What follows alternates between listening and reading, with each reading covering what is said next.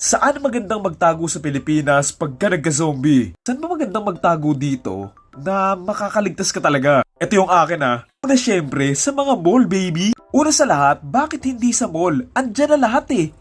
We got it! Oh, isipin mo, pwede kang maglaro ng arcade buong magdamag. Lalo na yung mga matandang naglalaro dito sa mga isdaan na yan, kahit wala pang zombie, dyan na sila halos nakatira eh. Tapos, may sine pa.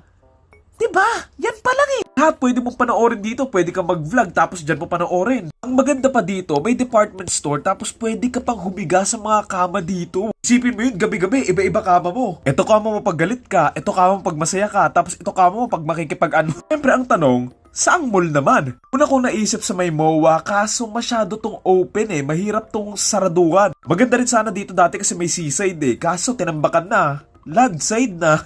So ang naisip ko, yung isa sa mga madalas ko na pupuntahan ngayon sa Mega Mall kasi bukod sa malaki na nga, sobrang sarado pa niya para ka nakatira sa isang karton. Tapos naman, sa Enchanted Kingdom.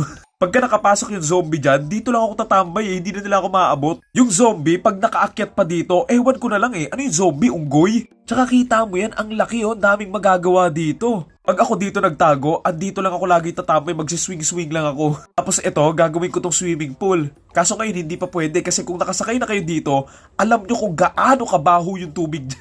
Tapos pag magmumuni-muni ka dito, maganda oh. Next location, sa Intramuros syempre. Bukod sa aesthetic na, may malalaking bakod na hindi mo na kailangan harangan. Kaso, hindi ko alam kung yung harang ba na yan nakapalibot doon sa buong Intramuros eh. Kasi hindi ko pa naikot yan eh. Nag-square lang ako.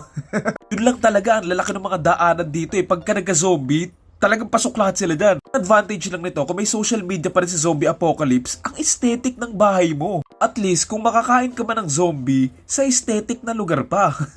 Kaya isipin mo, nakasurvive yung lugar na to ng hundreds of years. Kahit zombie, hindi kayang tibagin to. May mga golf course din, so ewan ko kung pwedeng taniman yan. Sa mga nagtatanim dyan, pwede bang taniman yung golf course? Next naman, syempre, yung mga kulungan.